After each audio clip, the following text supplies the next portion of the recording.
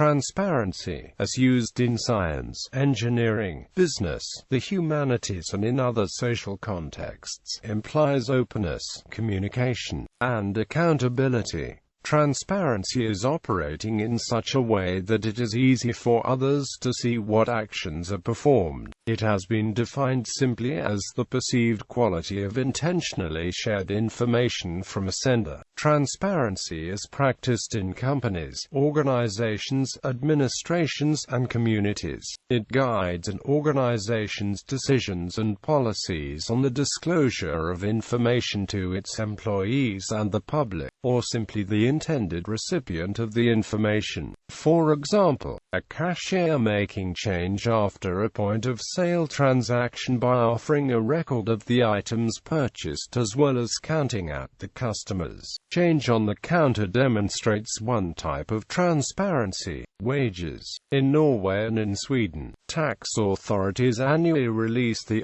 skattelist or tax list, official records showing the annual income and overall wealth of nearly every taxpayer. Regulations in Hong Kong require banks to list the top earners without naming them by pay band. In 2009, the Spanish government for the first time released information on how much each cabinet member is worth, but data on ordinary citizens is private. Management. Recent research suggests there are three primary aspects of transparency relevant to management practice: information disclosure, clarity, and accuracy. To increase transparency, managers actively infuse greater disclosure, clarity, and accuracy into the communications with stakeholders. For example, managers that voluntarily share information related to the firm's ecological impact with environmental activists are demonstrating disclosure. Managers that limit the use of technical terminology, fine print, or complicated mathematical notations in their correspondence with suppliers and customers are demonstrating clarity, and managers that do not bias,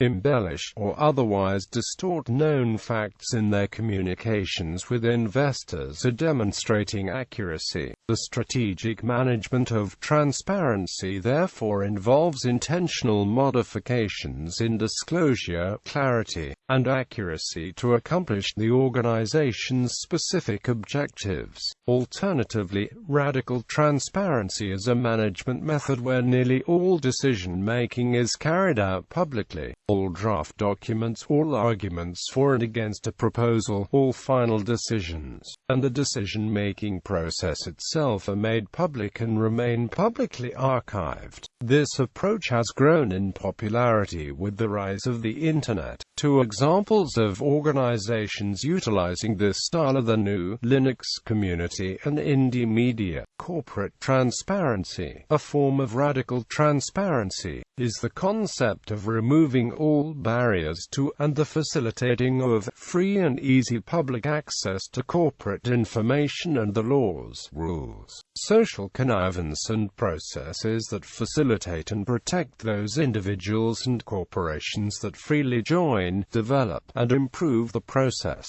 Non-governmental organizations' accountability and transparency are of high relevance for non-governmental organizations, in view of the responsibilities to stakeholders, including donors, sponsors, program beneficiaries, staff, states and the public. They are considered to be of even greater importance to them than to commercial undertakings. Yet these same values are often found to be lacking in NGOs. The International NGO Accountability Charter, linked to the Global Reporting Initiative, documents the commitment of its members. International NGOs to accountability and transparency, requiring them to submit an annual report, among others, signed in 2006 by 11 NGOs active in the area of humanitarian rights. The INGO Accountability Charter has been referred to as the first global accountability charter for the non-profit sector. In 1997, the One World Trust created an NGO charter, a code of conduct comprising commitment to accountability and transparency. Media transparency Transparency is the concept of determining how and why information is conveyed through various means. If the media and the public knows everything that happens in all authorities and county administrations, there will be a lot of questions, protests and suggestions coming from media and the public. People who are interested in a certain issue will try to influence the decisions. Transparency creates an everyday participation in the political processes by media and the public. One tool used to increase everyday participation in political processes is freedom of information legislation and requests. Modern democracy builds on such participation of the people and media. There are, for anybody who is interested, many ways to influence the decisions at all levels in society. Politics. The right and the means to examine the process of decision-making is known as transparency. In politics, transparency is used as a means of holding public officials accountable and fighting corruption. When a government's meetings are open to the press and the public, its budgets may be reviewed by anyone, and its laws and decisions are open to discussion. It is seen as transparent. It is not clear, however, if this provides less opportunity for the authorities to abuse the system for their own interests. When military authorities classify the plans as secret, transparency is absent. This can be seen as either positive and negative. Positive because it can increase national security, negative because it can lead to corruption and, in extreme cases, a military dictatorship, while a liberal democracy can be a plutocracy, where decisions are made behind locked doors and the people have fewer possibilities to influence politics between the elections. A participative democracy is more closely connected to the will of the people. Participative democracy, built on transparency and everyday participation, has been used officially in Northern Europe for decades. In the Northern European country Sweden, public access to government documents became a law as early as 1766. It has officially been adopted as an ideal to strive for by the rest of EU, leading to measures like freedom of information laws and laws for lobby transparency. To promote transparency in politics, Hans-Peter Martin, Paul van Buiten and Ashley Moat decided to cooperate under the name Platform for Transparency in 2005. Similar organizations that promotes transparency are Transparency International and the Sunlight Foundation. A recent political movement to emerge in conjunction with the demands for transparency is the Pirate Party, a label for a number of political parties across different countries who advocate freedom of information, direct democracy, network neutrality, and the free sharing of knowledge. Online culture. 21st century culture affords a higher level of public transparency than ever before and actually requires it in many cases. Modern technology and associated culture shifts have changed how government works, what information people can find out about each other, and the ability of politicians to stay in office if they are involved in sex scandals. Due to the digital revolution, people no longer have a high level of control over what is public information, leading to a tension between the values of transparency and privacy. Research. Scholarly research in any academic discipline may also be labeled as transparent if some or all relevant aspects of the research are open in the sense of open source, open access and open data, thereby facilitating social recognition and accountability of the scholars who did the research and replication by others interested in the matters addressed by it. Some mathematicians and scientists are critical of using closed-source mathematical software such as Mathematica for mathematical proofs, because these do not provide transparency, and thus are not verifiable. Open-source software such as Sage aims to solve this problem. Technology. In the computer software world, open-source software concerns the creation of software, to which access to the underlying source code is freely available.